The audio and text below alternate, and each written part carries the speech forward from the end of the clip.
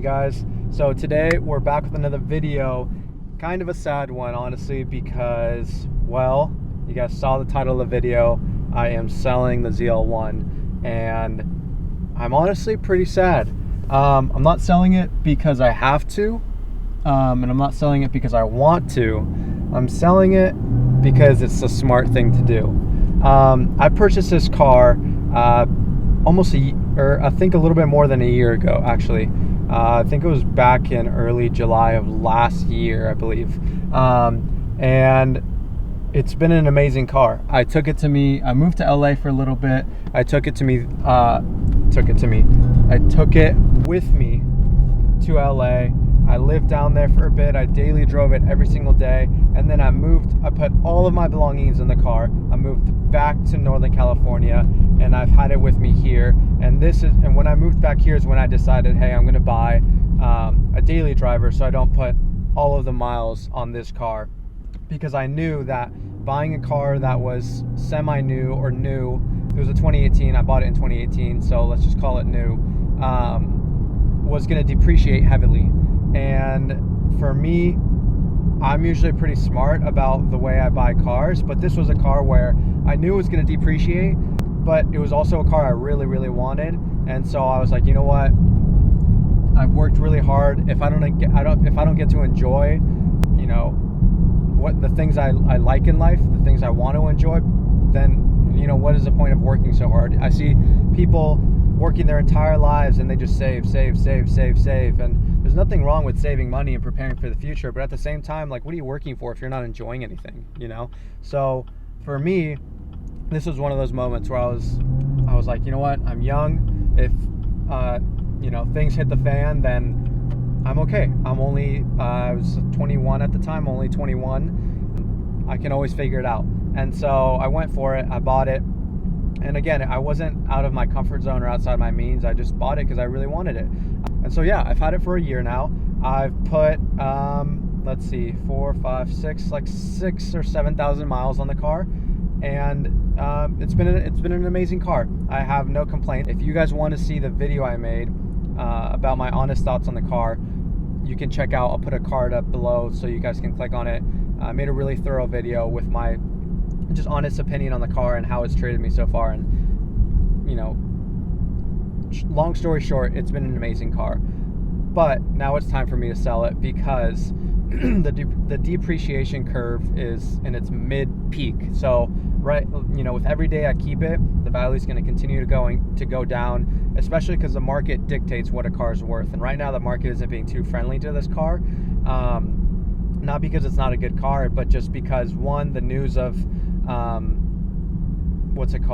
the news of Chevrolet discontinuing the Camaro, and then 2, this being a new car, and all new cars depreciate, you know, within the first 5 years they depreciate the most. So it's just the nature of the market, and that's how it works. So yeah, I'm selling this car, and honestly, whoever buys this car next is going to skip out on the majority of the depreciation and just get an amazing car that has 650 horsepower.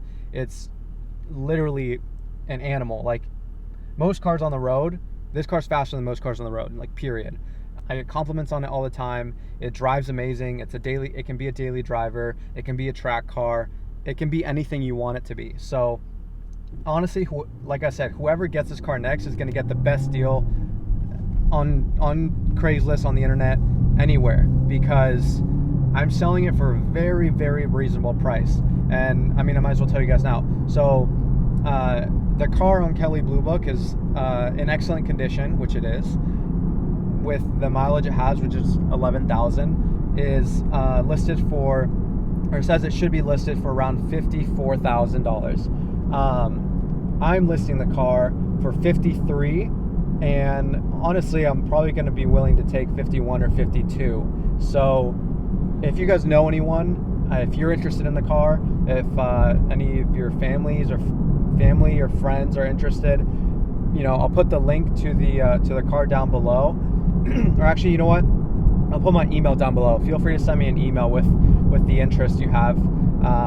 And yeah, we can talk about it. And it would be really, really cool to sell my car to one of my subscribers or to someone that watches my channel.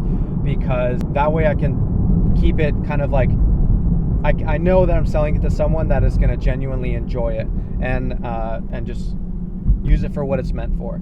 So yeah, let me, we're pulling into a place where it'll be easier to film right now, and then I'll get into kind of the details of the car so that you guys can have a better understanding of what exactly you're buying and what I'm going to do in the future, whether I'm going to buy another car, whether I'm going to stick with the Jeep, whether, you know, essentially what I'm going to do next. So give me 1 sec and we'll flip to another scene.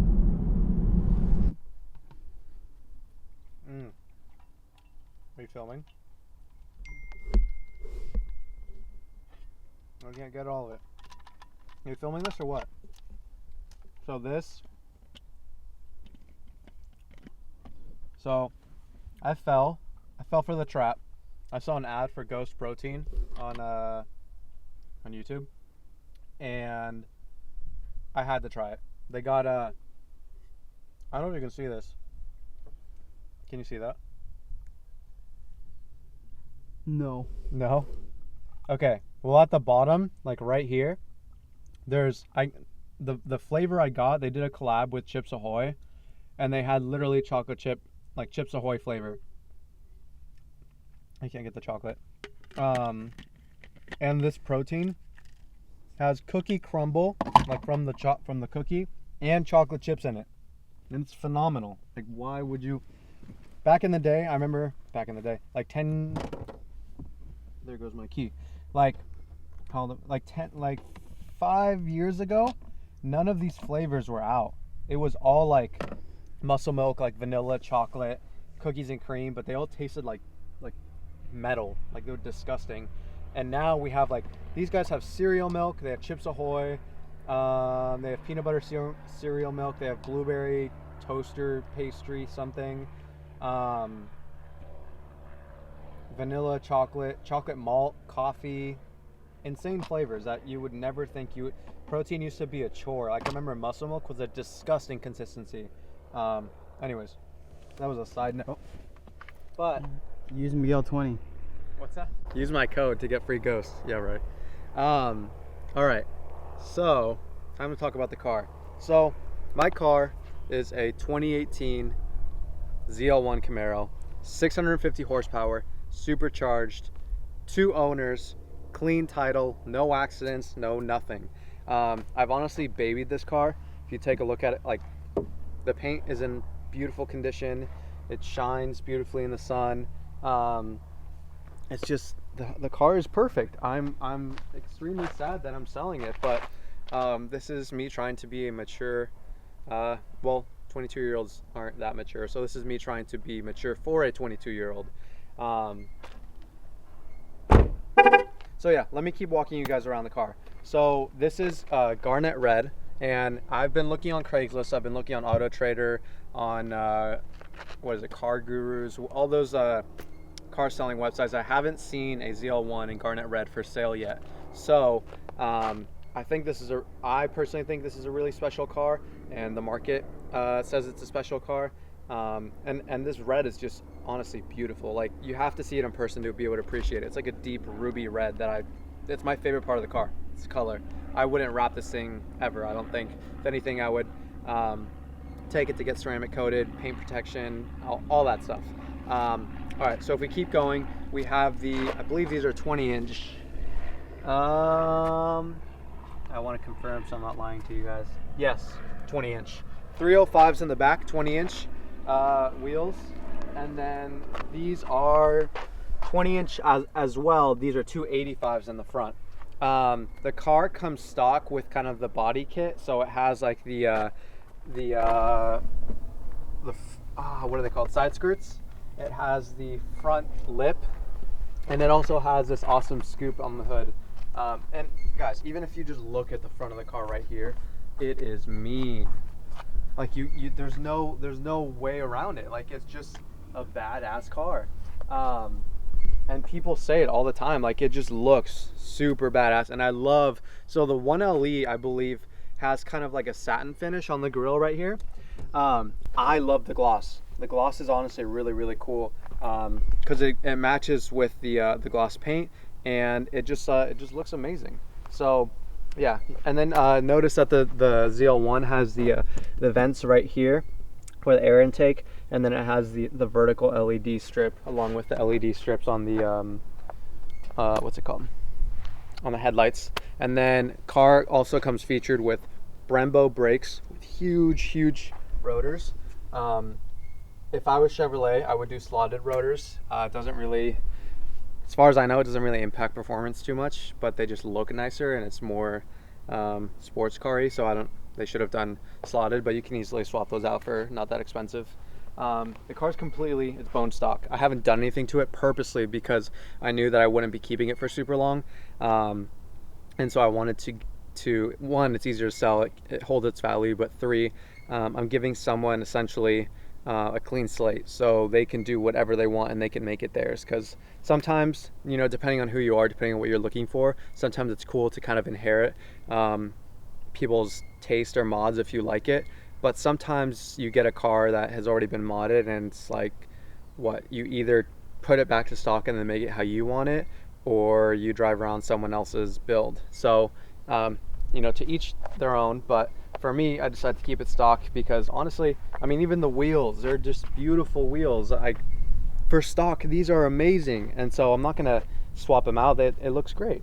I guess the only thing that's not stock is the window tint, and then these tire letters, which the previous owner didn't do a good job of keeping them intact, but those are stuck on. You can easily remove them if you want to. I just have left them on because, you know, why not? Yeah, let's go to the interior really quick. So the interior is honestly one of my favorite parts as well, because so I have a friend that has a Z06 that's the same exact year. He stepped into the Camaro and he was like, oh my god, like I didn't realize that the Camaro had such a nice interior. And it's true, like if you look at it, it has leather stitching with Alcantara in the middle of the seats. The steering wheel is Alcantara. The boot for the shift knob is Alcantara. Like, even if you look at the doors right here, these are all Alcantara with red stitching that matches the car. It's beautiful. You just wouldn't think that you would get this in a Chevrolet, let alone a Camaro. And so just like all the little touches in the car are phenomenal. It has performance driving recording, which it's shortened to PDR in the car. And basically it has a little camera on the front of the car that records like if you wanted to do a track day, or if you wanted to go 0-60, or if you just wanted to record your driving, it records the RPMs. It records all of the mechanical parts of the car, depending on like what you're doing with it, the shifts, everything. And then it also, on your screen, it displays the road in front of you, and it records what you're doing. So if you want to time your 0-60, you can hit that thing, you just put an SD card in there, and it records your time, your 0-60 time, your 0 to 100, whatever you want it to record, which is really, really cool. It's very comfortable. I've talked about this in previous videos, but you know, on my road trip to and from LA, I took this car. The back seats fold all the way down, so you have access to the trunk. And then I rode in this car. It has cooled seats, heated seats. These are Recaro racing seats as well.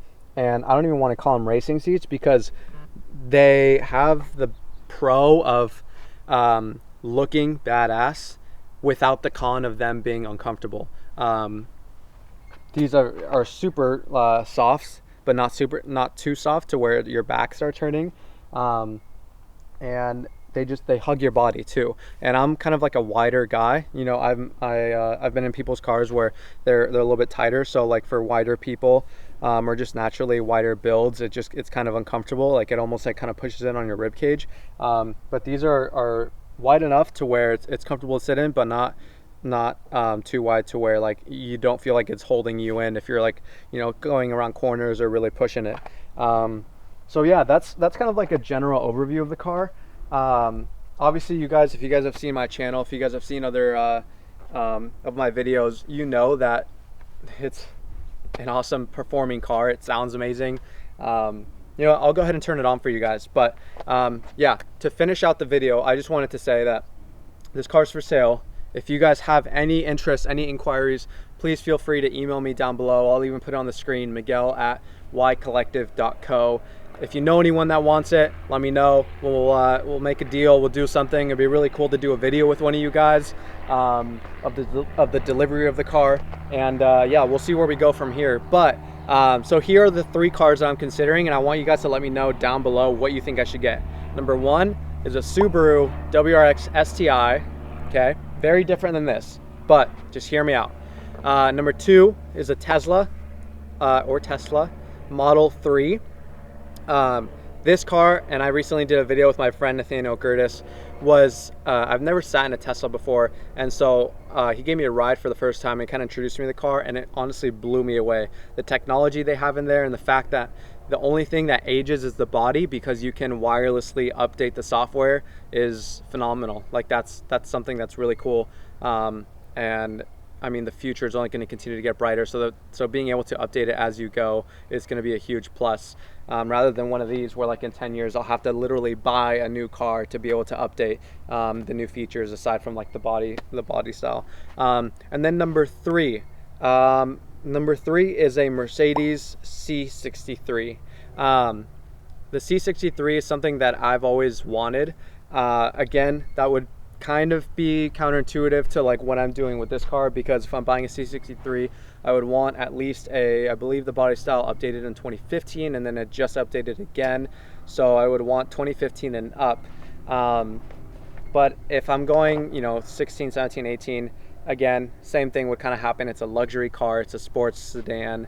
The depreciation would be similar to this car, you know, so while that may be up on the top of the list for like what I want, is it the right choice? I don't know. So that's kind of what I'm dealing with right now. Or not what I'm dealing with, what I'm working with, what I'm deciding, and what I'm looking at the pros and cons. I will say the benefit to the STI is that it is one of the lowest depreciating cars out there, aside from the Toyota Tacoma, which I also would consider. And then the benefit about the Tesla is that I'm looking at the market right now, and used Teslas are actually selling for the same amount as new ones right now, because of the rebates you're getting, and also because Tesla is going to continue to appreciate over the next 1 to 2 years as Elon increases the price of autopilot and other features, which is a very interesting thing. And the tax incentives are incentivizing me to want one. So we'll see where that goes. So yeah, thank you guys so much for watching, and the last thing I'll do is start it up so that you guys can hear it. It's not going to be a cold start, unfortunately, because we already drove it, but I want you guys to kind of get a taste of what this car has to bring. So thank you guys so much for watching, and I'll see you in the next one.